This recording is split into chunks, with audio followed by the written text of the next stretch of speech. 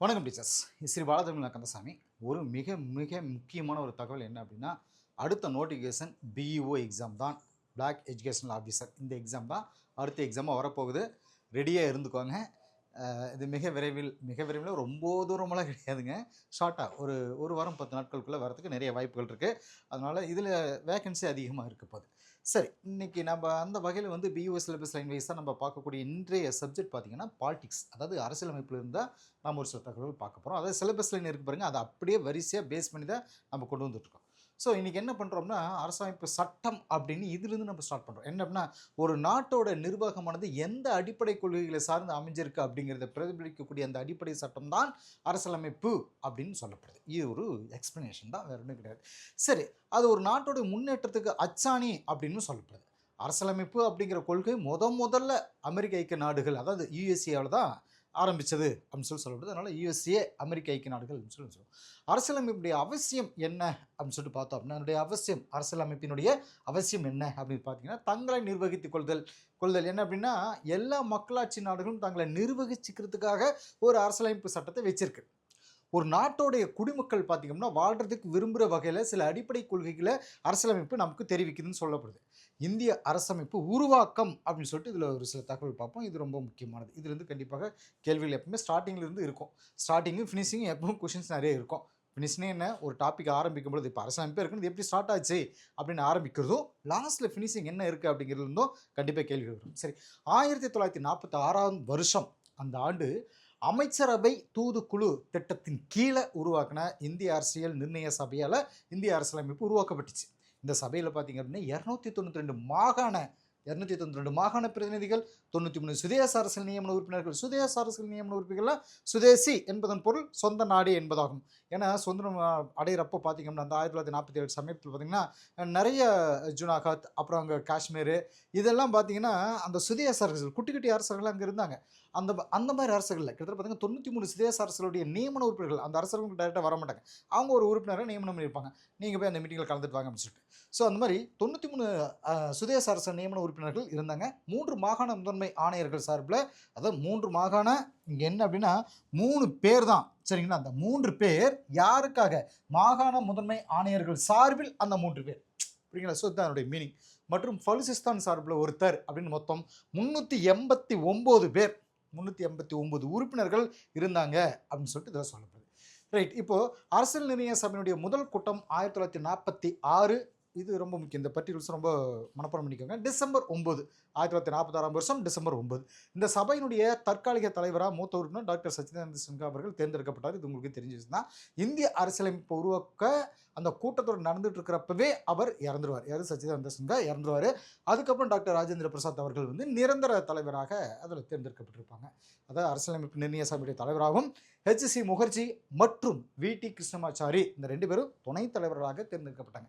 இந்த கூட்டத்தொடர் பார்த்தீங்கன்னா 11 அமர்வுகளாக 166 நாட்கள் நடந்துச்சு. இந்த கூட்டத்தை பார்த்தீங்கன்னா 2473 திருத்தங்கள் முன்வைச்சாங்க. அதில் ஒரு சிலது ஏற்றுக்கிட்டாங்க. அரசியல் நிர்ணய சபை பல குழுக்கள் மூலமாக இந்திய அரசியலமைப்பு சட்டத்தை உருவாக்குற வேலையை செஞ்சுட்டு இருந்தது. இந்திய அரசியலமைப்பு சட்ட வரைவு குழு தலைவராக BR அம்பேத்கர் அவர்கள், அவருடைய தலைமையில் மற்ற நாட்டு அரசியலமைப்பு சட்டத்தை உருவாக்குனாங்க. அந்த சட்டத்தில் திருப்தி பறிச்சாங்க. அதனால் அவர் என்ன சொல்லணும்னா, இந்திய அரசியலமைப்பின் தந்தை அப்படின்னு சொல்லப்படுது. என்ன BR அம்பேத்கருக்கு ஒரு ஸ்பெஷல் அப்படின்னா, பல நாடுகளிலிருந்து அவங்களுடைய அரசியலமைப்பு புத்தகத்தை நீங்கள் கொடுங்க, நாங்கள் பார்த்து படிச்சுட்டு எங்களுக்கு தேவையானதை நாங்கள் எடுத்துக்கிறோம்னு சொல்லிட்டு ஒவ்வொரு நாட்டுக்கிட்ட இருந்தும் வாங்கி படிச்சுட்டு நம்ம நாட்டுக்கு எது பொருந்துமோ அதை அப்படியே எடுத்து வச்சுட்டு வரிசை அவர் எழுதி என்ன பண்ண சொன்னார், ஒரு புக்கேவே நம்ம இந்திய அரசியலமைப்புக்குன்னு ஒரு புக்கை உருவாக்கினார். சரிங்களா? இது ஒரு கடன் மூட்டை தான். இந்திய அரசியலமைப்பு அந்த சட்டத்தினுடைய இந்த புத்தகம் பார்த்திங்க அப்படின்னா மற்ற பல நாடுகளுடைய கிட்டேருந்து வாங்கின கடன் தான் அப்படின்னு சொல்லலாம். சரி, ரைட், இந்த வேலையை செஞ்சவர் இவர் தான். ஏன்னா அந்த வேலையை இவ்வளோ தூரம் பொறுமையை செய்கிறதுக்கு இவரை விட்டாலும் அந்த காலத்தில் யாராவது இருந்தாங்கன்னு தெரியல. பட் இவர் வந்து அவ்வளோ மெனக்கெட்டு அவ்வளோ பொறுமையாக ஒவ்வொன்றும் செஞ்சார்.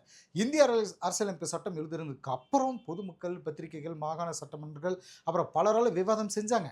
கடைசியாக முகவுரை அப்படின்னு ஒன்றும், 22 பாகங்கள் அப்படின்னும், 395 சட்டப்பிரிவுகள், 8 அட்டவணையில் இருக்கக்கூடிய ஒரு இந்திய அரசியலமைப்பு புத்தகத்தை 1949ஆவது வருஷம் நவம்பர் 26ஆம் நாள் அன்னைக்கு ஏற்றுக்கிட்டாங்க அப்படின்றது தான் இங்கே கொடுக்கக்கூடிய பர்டிகுலர்ஸ். இதை மேலே வச்சுக்கோங்க. 49 நவம்பர் 26ஆம் நாள் இந்த இடத்துல நல்லா மெயில் வச்சுக்கோங்க. இந்த இடத்துல ஒரு இது நான் சொல்கிறேன், இங்கே பாருங்கள், நவம்பர் 28ன்னு நம்ம போட்டிருப்போம்.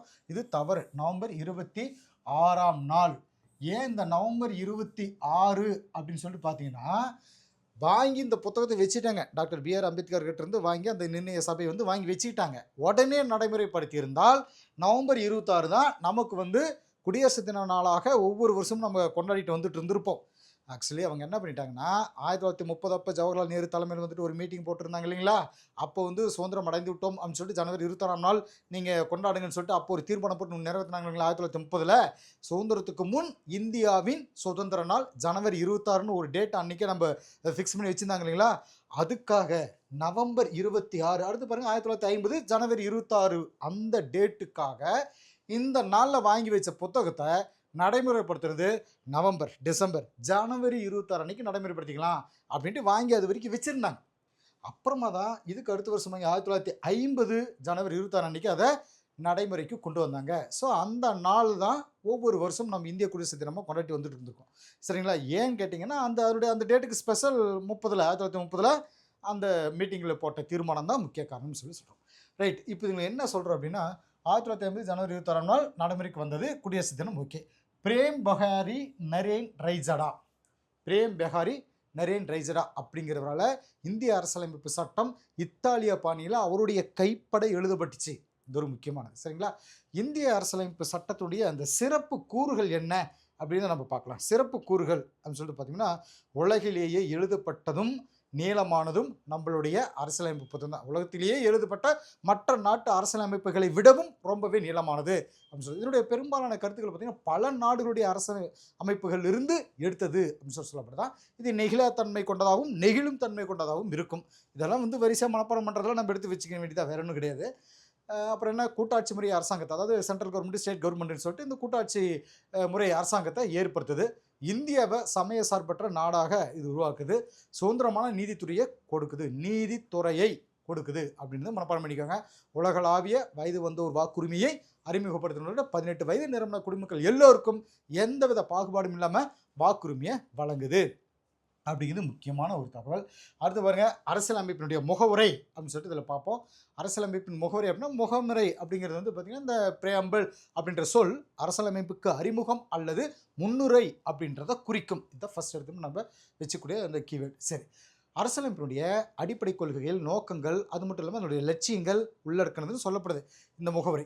ஒரு 2 பெரிய மதிப்போடு, அதாவது அரசியலமைப்புடைய திறவுகோல், இதை வந்து என்ன சொல்கிறாங்கன்னா 2 பெரிய மதிப்புன்னு சொல்கிறது மிகப்பெரிய மதிப்பு தான் இது. என்ன அப்படின்னா, அரசியலமைப்பினுடைய திறவுகோல் அப்படின்னு சொல்லப்படுறது இந்த முகவுரை தான்.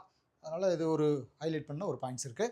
1947ஆம் வருஷம் ஜனவரி 22ஆம் நாள் இந்திய அரசியல் நிர்ணய சபையால் ஏற்றுக்கிட்டு ஜவஹர்லால் நேருடைய குறிக்கோள் தீர்மானத்தோட அடிப்படையில் இந்திய அரசியலமைப்போட முகவுரை அமைஞ்சிருக்கு அப்படின்றது ஒரு முக்கியமான தகவல். அடுத்து பாருங்கள், முகவுரை பார்த்தீங்கன்னா 1976ஆம் வருஷம் 42வது அரசியலமைப்பு சட்ட திருத்தத்தின்படி திருத்தப்பட்டது. அதன்படி பார்த்தீங்கன்னா சமதர்மம், சமய சார்பின்மை, ஒருமைப்பாடு அப்படின்னு 3 புதிய ஒரு சொற்கள் வந்து சேர்க்கப்பட்டிருக்கு அப்படின்னு சொல்லப்படுது. அதில் என்ன அப்படின்னா, இந்திய மக்களாகிய நாம் அப்படின்னு இந்த சொற்களுடைய இந்திய அரசியலமைப்புடைய அந்த முகவுரை வந்து ஸ்டார்ட் ஆகுது. இதிலிருந்து இந்திய மக்கள்னா இந்திய அரசமைப்பினுடைய அந்த என்ன சொல்கிறது ஆதாரம் அப்படின்னு நம்ம தெரிஞ்சுக்கலாம். இந்தியா ஒரு இறையாண்மை மிக்க சமதர்ம சமய சார்பற்ற ஜனநாயக குடியரசு அப்படின்னு இதை பாருங்க, இதை அப்படியே வரிசையாக மனப்பாடம் பண்ணிக்கோங்க. அது ரொம்ப முக்கியமானது. சமதர்ம, அதை இதிலிருந்து நல்லா தெரிஞ்சுக்கோங்க. என்னென்னா, இறையாண்மை மிக்க சமதர்ம சமய சார்பற்ற ஜனநாயக குடியரசு அப்படின்றது முகவரியில் இருக்குது. இந்த வார்த்தைகள் வந்து நீங்கள் ரொம்ப ரொம்ப முக்கியம் எடுத்துக்கோங்க. இந்திய மக்கள் எல்லாருக்கும் சமூக, பொருளாதார, அரசியல், நீதி அப்படின்னு எல்லாத்துலேயும் பாதுகாப்பு கொடுக்குறது என்னுடைய முக்கிய நோக்கம்னு சொல்லப்படுது.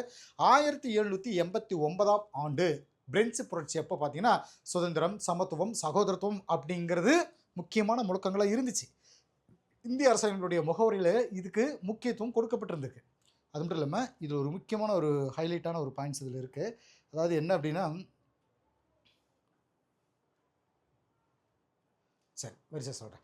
இந்தியா பல்வேறு நம்பிக்கைகளை சமமாக போற்றி மதிக்கப்படும் இடமாக இருப்பதோடு ஒரு தேசிய கண்ணோட்டத்தை கொண்டிருக்கிறது அப்படின்னு ஜவஹர்லால் நேரு அவர்கள் சொல்லியிருப்பார். இது ஒரு முக்கியமான வார்த்தைகள். அதில் ஜவஹர்லால் நேரு இந்தியா பல்வேறு நம்பிக்கைகளை சமமாக போற்றி, இதை வந்து மெயில் வச்சுக்கோங்க. சரியா?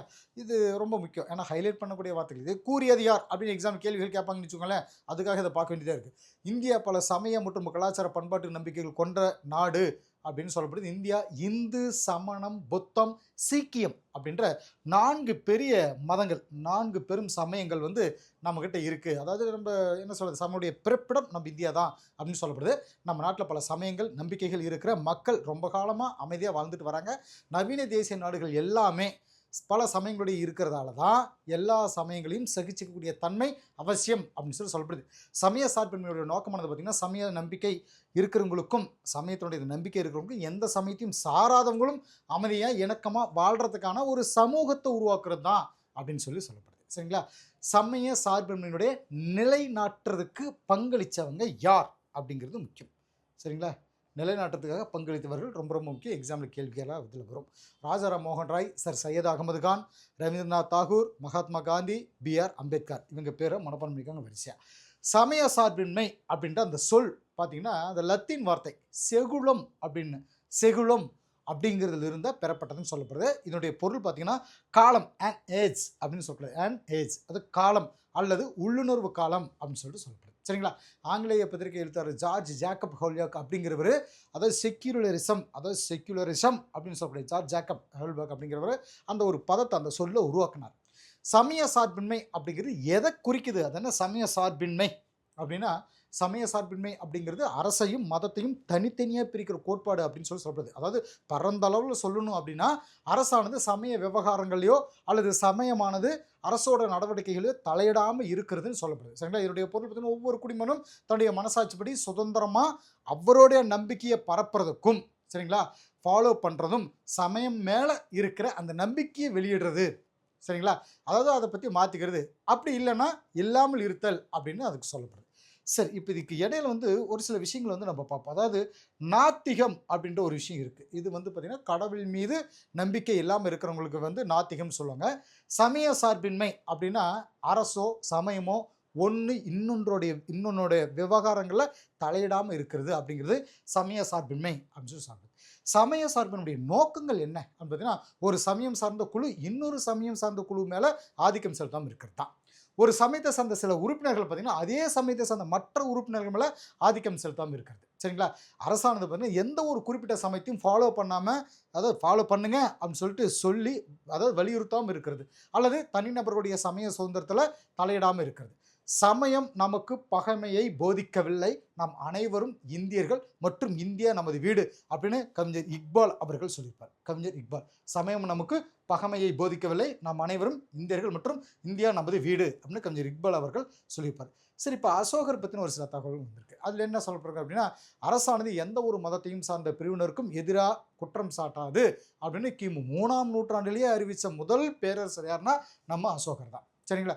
தன்னுடைய அந்த 12வது பாறை அரசாணையில் எல்லா மத பிரிவினரோடையும் சகிப்புத்தன்மையோட மட்டும் இல்லாமல் அவங்க மேலே மிகுந்த மரியாதைக்குரிய ஒரு மனநிலையை வளர்த்துக்கவும் தன்னுடைய மக்களுக்கு வேண்டுகோள் விடுத்திருக்காரு அசோகர் தான். சரிங்களா? சமய சார்பற்ற நாட்டினுடைய பண்புகள் எப்படி இருக்கும் அப்படின்னு சொல்லிட்டு பார்த்தீங்கன்னா, வரிசையாக ஒவ்வொன்றா சுதந்திர கோட்பாடு அப்படிங்கிறது பார்த்தீங்கன்னா, எந்த சமயத்தையும் ஃபாலோ பண்ணுறதுக்கு அனுமதி கொடுக்கறது. 2வது, சமத்துவ கோட்பாடு, முன்னுரிமை. என்ன அப்படின்னா, அரசு எந்த ஒரு சமயத்துக்கும் இன்னொரு சமயத்துக்கு மேலே முன்னுரிமை கொடுக்காமல் இருக்கிறது. இந்த சமயம்தான் பெருசு அப்படின்னு சொல்லிட்டு முன்னுரிமை கொடுக்காமல் இருக்கிறது. அடுத்து நடுநிலை கோட்பாடு அப்படின்னு சொல்லுவோம். என்னென்னா, சமய விவகாரங்கள் என்னென்னா, சமய விவகாரங்கள் அரசு நடுநிலைமையோடு இருக்கிறது. சரிங்களா? சமய சார்பற்ற நாடு அப்படிங்கிறது ஒரு நாடு எந்த ஒரு சமயத்தையும் அதிகாரப்பூர்வமாக ஊக்குவிக்காமல் ஒவ்வொரு சமயத்தையும் சமமாக நடத்துறது அப்படின்னு சொல்கிறது.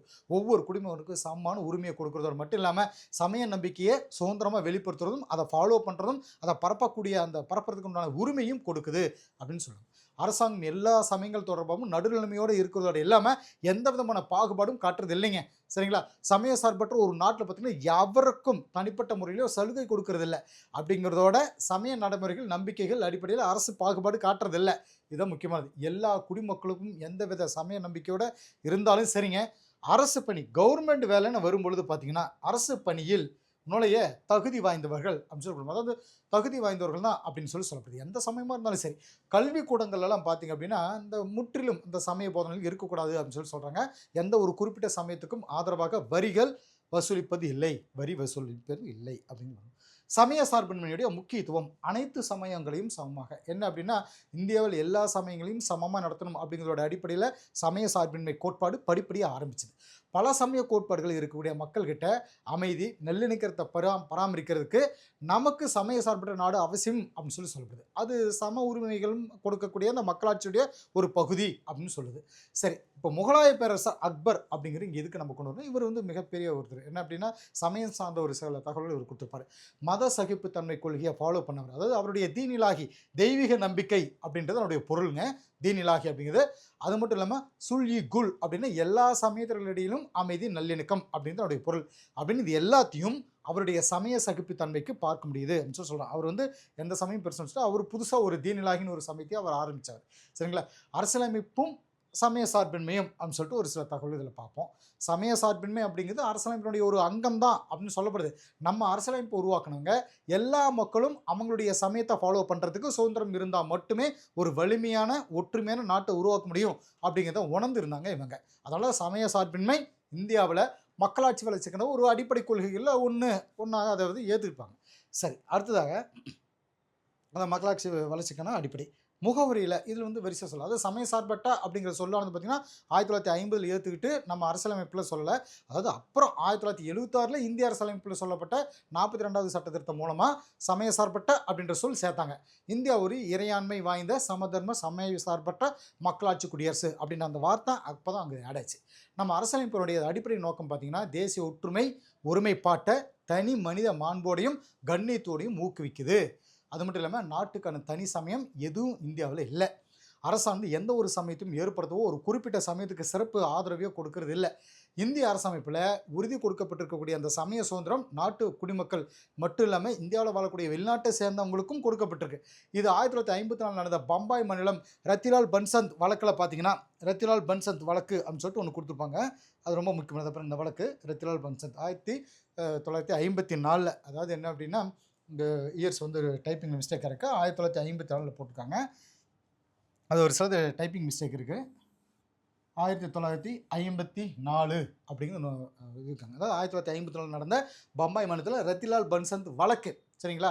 இந்த வழக்கு வந்து நமக்கு இதில் சொல்லியிருக்கோம். அதாவது உச்சநீதிமன்றத்தில் இதை சுட்டி காட்டப்பட்டிருக்கு. கஜ்ராஹோவில் இருக்கக்கூடிய 19ஆம் நூற்றாண்டை சேர்ந்த இந்து கோயிலில் வழக்கமான சிகரத்துக்கு பதிலாக இந்து பாணியிலான கோபுரம், சமண விதானம், புத்த ஸ்தூபி, இஸ்லாமிய பாணியிலான குவி மாடம் இது எல்லாத்தையும் வச்சு அதை கட்டியிருப்பாங்க. இந்திய அரசனுடைய தனி சிறப்பு கூறுகள் அப்படின்னு சொல்லிட்டு ஒரு சிலது பார்க்கலாம். தனி சிறப்பு கூறுகள் என்ன? அரசானது எந்த ஒரு சமயத்தாலையும் தன்னை அடையாளம் காணாது, அதாவது என்ன சொல்கிறது காணாதுன்னு சொல்லப்படுது. நான் எந்த ஒரு சமயத்தையும் சார்ந்ததில்லை அப்படின்னு அரசு சொல்லுது. அதாவது எந்த ஒரு சமயத்தாலையும் கட்டுப்படுத்த அது தன்னை கண்ட்ரோல் பண்ணாது அப்படின்னு சொல்லப்படுது. சரிங்களா? ஒவ்வொருத்தரும் அவங்களுடைய விருப்பத்துக்கு ஏற்ற மாதிரி எந்த ஒரு சமயத்தையும் ஃபாலோ பண்ணிக்கூடிய உரிமையை கவர்மெண்ட்டு உறுதி தருது, அரசு உறுதி கொடுக்கிறது. எந்த ஒரு சமயத்துக்கும் அரசு முன்னுரிமை சலுகை கொடுக்கறது இல்லை. எந்த ஒரு நபருக்கும் அவருடைய சமய நம்பிக்கை காரணமாக அதாவது அரசு எந்த விதமான பாகுபாடும் காட்டுறதில்லை. இது வந்து பார்த்திங்கன்னா இந்திய மக்கள்கிட்ட ஒரு சகோதரத்துவத்தை உருவாக்குறதோட மட்டும் இல்லாமல் தனி மனித மாண்புக்கும் நாட்டுடைய ஒற்றுமை ஒருமைப்பாட்டுக்கும் உறுதி கொடுக்குது அப்படின்னு சொல்லப்படுது. சமய சார்பற்ற இந்திய நாடானு பார்த்திங்கன்னா எல்லா சமய விழாக்களுக்கும் பொது விடுமுறை கொடுத்துட்ருக்கு. இப்போ ஓணம் பண்டிகை ஆகட்டும், இதே மாதிரி என்ன முஸ்லீமுக்கு வரக்கூடிய அவங்களுடைய பண்டிகை ஆகட்டும், நம்ம இந்துக்களுடைய பண்டிகை ஆகட்டும், கிறிஸ்துமஸ் ஆகட்டும், இப்படி வரிசையாக ஒவ்வொரு சமயத்துக்கும் தனித்தனியாக பொது விடுமுறை கொடுத்துட்டு தான் இருக்குது. அரசியலமைப்பு பிரிவுடைய அடித்தளம் பார்த்தீங்கன்னா பிரிவு 15. இது ரொம்ப முக்கியமானதுங்க. இந்த வரிசை ஒவ்வொன்றும் மனப்பாடம் பண்ணிக்கோங்க. இதுலேருந்து கண்டிப்பாக இந்த மாதிரி இடத்துல இருந்து தான் கேள்விகள் எடுக்கிறாங்க. இந்த பிரிவுகள்னு சொல்லிட்டு பார்த்தீங்கன்னா அரசியலமைப்பு புக்கில் இருக்கக்கூடிய அத்தனை பிரிவுகளும் ஒவ்வொன்று வரிசையாக மனப்பாடம் விட்டுருப்போம். அது முக்கியம் இல்லை. இந்த மாதிரி ஸ்பெஷலாக ஒரு சில இடங்களில் கொடுத்துருக்காங்க பாருங்க. இதுலேருந்து கேள்விகள் எடுக்கிறாங்க. இந்த பிரிவு 15 சமயம், இனம், சாதி, பாலினம் அப்படின்னு சொல்லிட்டு இதில் பிடிப்போம். அதாவது இது என்னென்னா அல்லது பிரிப்பிடம் அப்படின்னு இதுகளுடைய அடிப்படையிலேயே பாகுபடுத்துறதை தடை செய்யுது. பிரிவு 16 இது என்ன சொல்லுன்னா பொது வேலைவாய்ப்பில் சமமான வாய்ப்பு கொடுக்கறது. பிரிவு 25(1) எந்த ஒரு சமயத்தையும் ஏற்றுக்கிறதுக்கும் ஃபாலோ பண்ணுறதுக்கும் உரிமை கொடுக்குது. பிரிவு 26 சமய விவகாரங்களில் நிறுவக்கூடிய சுதந்திரம் இதெல்லாம் கிடைக்குது. பிரிவு 27 எந்த ஒரு குறிப்பிட்ட சமயத்தையும் ஆதரிக்கிறதுக்கு அரசானது எந்த ஒரு குடிமகனையும் வரி கொடுக்க சொல்லி வற்புறுத்தக்கூடாது. பிரிவு 28 பார்த்தீங்கன்னா சில கல்வி நிறுவனங்களில் மதம் சார்ந்து நடக்கக்கூடிய அந்த சமய போதனைகள் அல்லது சமய வழிபாடு நிகழ்ச்சிகளை கலந்துக்காமல் இருக்கிற உரிமை. பிரிவு 29 இதில் பாருங்கள் அரசு, அதாவது 29(2) இதில் வந்து பிராக்கெட்டில் 2ன்னு போட்டுக்கோங்க. 29(2) அரசு வந்து உதவி பெறக்கூடிய கல்வி நிறுவனங்களில் பாகுபாடு காட்டுறதுக்கு தடை. சரிங்களா? சரிங்க, நமக்கு ஏன் இந்த சமய சார்பற்ற கல்வி தேவைப்படுதுன்னா சமய சார்பற்ற கல்வி எதுக்காக நமக்கு தேவைப்படுதுன்னா, கல்வியில சமய சார்பின்மை அப்படிங்கிறது பொது கல்வி எல்லா சமய ஆதிக்கத்தில் இருந்தும் விடுவிக்கிறதுக்குன்னு சொல்லப்படுது. வருங்கால குடிமக்களாகிய குழந்தைகள் சமய தொடர்பு இல்லாம அவங்களுடைய பண்பு நலன், தார்மீக நடத்தை இது எல்லாத்தையும் மேம்படுத்தக்கூடிய வகையில கல்வி நமக்கு அடையணும் அப்படின்னு சொல்லப்படுது. சமய சார்பற்ற கல்வி எந்த நோக்கங்களுக்காக தேவைப்படுது அப்படின்னா, 1 குறுகிய மனப்பான்மை போக்குறதுக்கு. அதே மாரி சக்தி வாய்ந்த ஆற்றல், அறிவான நோக்கத்தை உருவாக்குறதுக்கும் பயன்படுது. அடுத்து பாருங்க தார்மீக மற்றும் மனிதநேய பார்வையை உருவாக்குறதுக்கும் பயன்படுது. இளைஞர்களை நல்ல குடிமக்களாக உருவாக்குறதுக்கு பயிற்சி கொடுக்கறதுக்கும், சுதந்திர, சமத்துவ, சகோதரத்துவ, கூட்டுறவு வாழ்க்கை அப்படின்னு இந்த மாதிரியான இந்த மக்களாட்சியுடைய மதிப்புகளை பலப்படுத்துறதுக்கும் நமக்கு இந்த சமய சார்பற்ற கல்வி ரொம்ப முக்கியமானது. பரந்த பார்வை எதுக்காக அப்படின்னா, வாழ்க்கையை பற்றின பரந்த பார்வையை கொடுக்கறதுக்கும், அதே மாதிரி மற்றவங்களை பாராட்டுறது, அரவணைச்சிட்டு போகக்கூடிய அந்த மனப்பான்மை வளர்க்குறதுக்கும், அப்புறம் அன்பு, சகிப்புத்தன்மை, ஒத்துழைப்பு, சமத்துவம், இரக்க உணர்வை இதை வளர்க்குறதுக்கும், அதே மாதிரி இதில் இன்னும் ஒரு சில விஷயங்கள் இருக்கும். அதாவது ஆன்மீக கொள்கையை ஒருங்கிணைக்கிறதுக்கும் இது தேவைப்படுது அப்படின்னு சொல்லிட்டு நம்ம இந்த டைட்டில் இன்றைய கிளாஸை நம்ம இதோட கம்ப்ளீட் பண்ணிக்குவோம். இது சிலபஸ் பிஓ சிலபஸ் வருது பாருங்கள். அந்த சிலபஸில் பேஸ் பண்ணி நம்ம எடுத்த பாயிண்ட்ஸ்கள் இது அடுத்தடுத்த கிளாஸ் வீடியோஸ் உங்களுக்கு எல்லா சப்ஜெக்ட் வர ஆரம்பிச்சிடும். Okay teachers, thank you.